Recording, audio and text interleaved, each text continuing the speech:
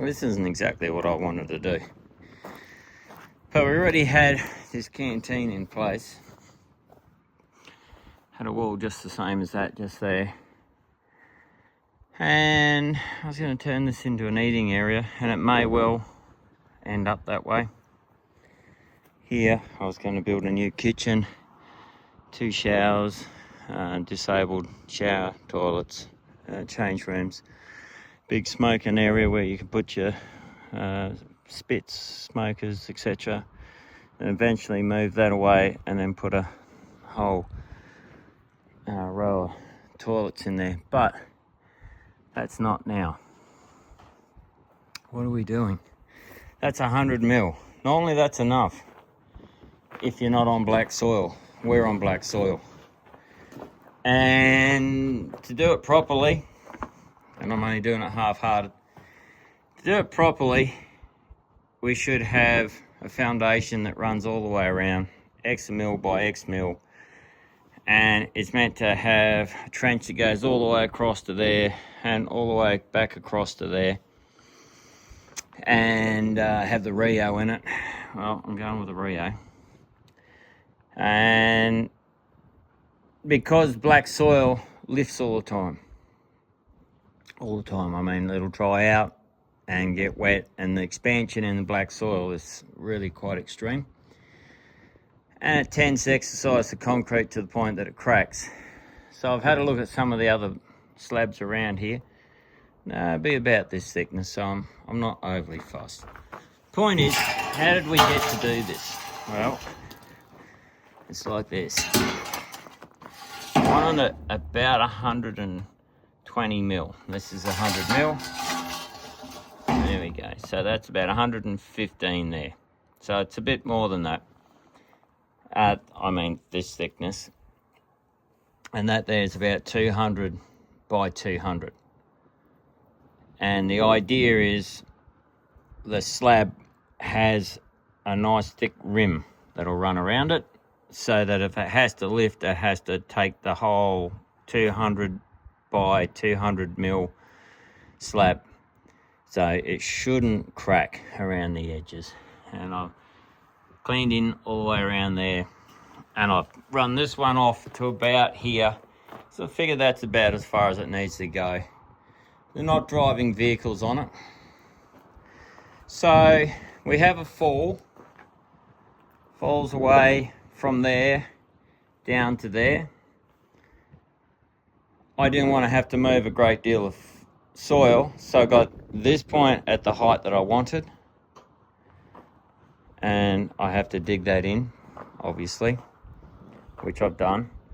There's more gravel here than there is up the back, so it's a lot deeper. It's probably 50, 65 mil of gravel across here, and more so again just there, and the country is sloping away that way. So when you do something like this, pick one spot. So I chose that spot. So the idea is I pick that spot there, and then I put this on it, spirit level. Now we're going to put a second-hand kitchen in here, sitting on the back of the truck already. So we put that on there. You can see it's just touching that end of the line, which means the water, that end is lower. See, lift it up, see the gap. So everything that comes in here, like spillage, etc., it's going to run that way anyway. That's what we wanted to do. So we run it past there, down to there. I put that one in first, and I put a screw into there, because I'm going to take this off later. Can we see it? Put a screw in underneath there into that timber, and one into there. Okay, so now we've got our fall. So we know that's where we're going to fall down. Then I put the spirit level. This is important, because you want to get this level. So other than, you can put it all around this side. And I've already got it marked. I've just taken it back off so I can take the tractor in. But once that screws in onto there, that lifts up to that point.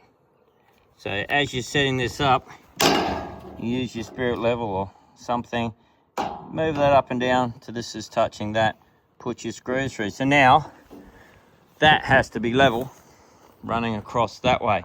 So you put the spirit level back on it, and the posts weren't level. I didn't install this, so I made that little bracket there to come out. Screwed that into that because I'm going to want to take that out when I pour the concrete, and I put a metal one in there, into the metal. So that brings us across to here. So that makes that point known, that point known, and this point known. Now rather than go up, and we could do the same thing by just touching the bubble going back up to there, but all I did was just as easy. Pick up your level there at the top and get it so it's there, so it's level, and you just run a pencil along it. See the pencil line? So now we know that that's going to be the height. Now I'll put this in the middle. Don't need to. I've just concreted that actually, so it doesn't droop in the center. So we'll cut a piece of metal that goes from there to there, and as you pour the concrete, you'll slide this backwards and forwards down there, and so we'll have that concrete in it, 7mm concrete and plastic down. Anyway, we'll screen that off, working that backwards and forwards as we go across.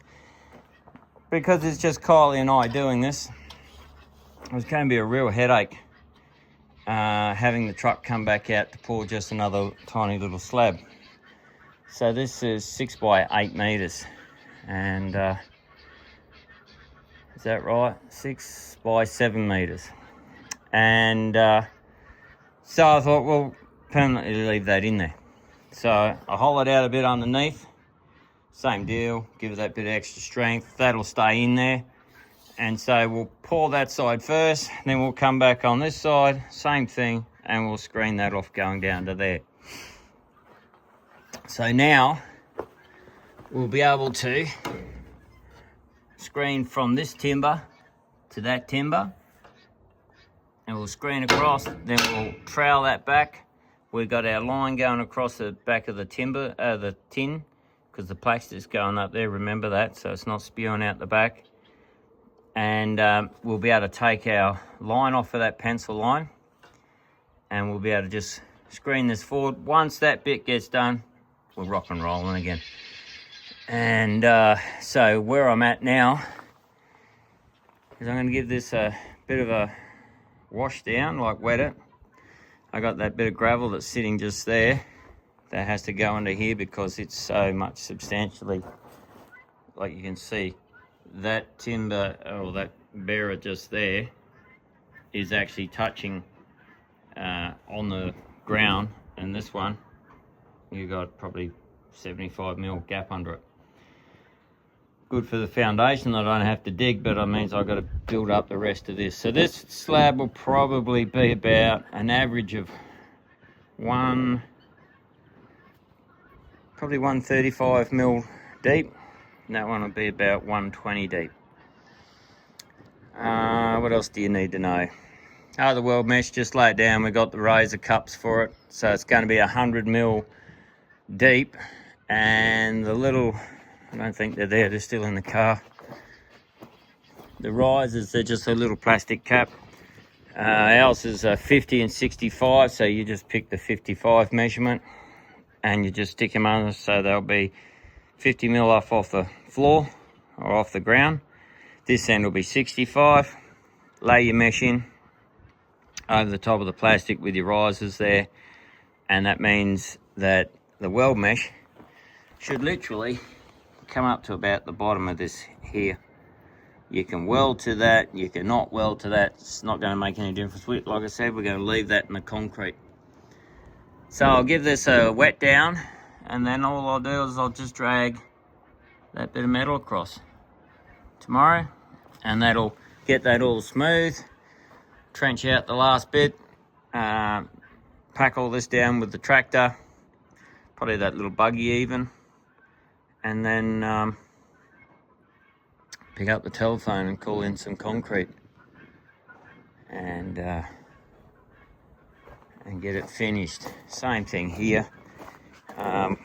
Here we can actually run a screen across, screen that way, we can screen back, so we can get around all of those. It'll only be that one strip, and this tin will come off too, so that when we come on this side, your big long piece of steel will go right through there and we'll screen. The tallest screener that we can find in town is 3.6, and we need 4 meters.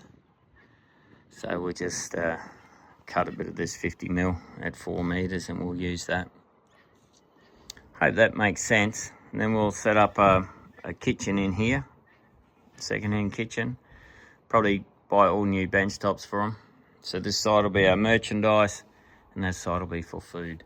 Well, our merchandise for anybody who wants to come in here and run merchandise. And that there will be one giant window, so that when somebody's food preparing here, you can actually watch what's going on in the arena. You can see the timekeeper, because there'll be another big window in there.